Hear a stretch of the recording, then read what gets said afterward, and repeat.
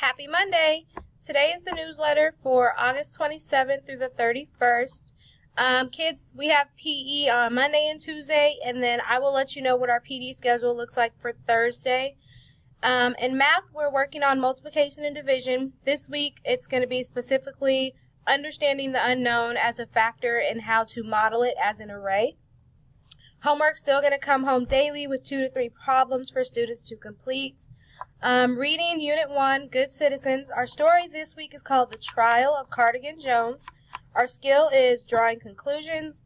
Phonics, we're working on long vowels and words with the VCE pattern. And fluency, we're working on phrasing and how to group words together. Excuse me. Writing, we're working on narrative writing, and we worked on the 2 kinds of sentences today.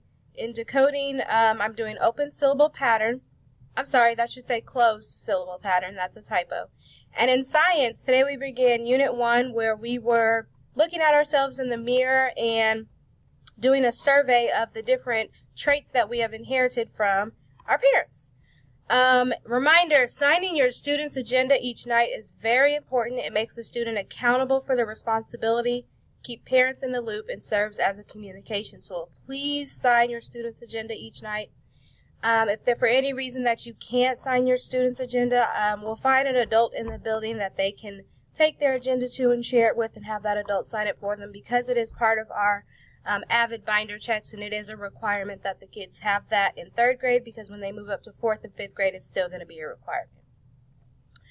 Important dates this week. Yesterday was Amaya's birthday, so happy birthday, Amaya. On the 29th, we're going to have a Cub Scout visit. On the 31st, we have lunch with the principal, a fire drill, and an evacuation drill. Reading homework is coming home different this week. Last week, I tried the front and back skill sheet, and I had a lot of kids successfully complete that and bring it back on Friday, but I had kids who did not. So instead of me sending that home, I'm going to incorporate that into our small group time during the day, and the kids will bring home a workbook page out of their workbook for reading. It won't be every night.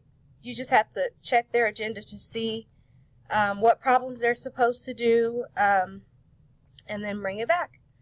I think that is all the news I have for this week. I hope you guys had a great weekend. I'm ready for a great week.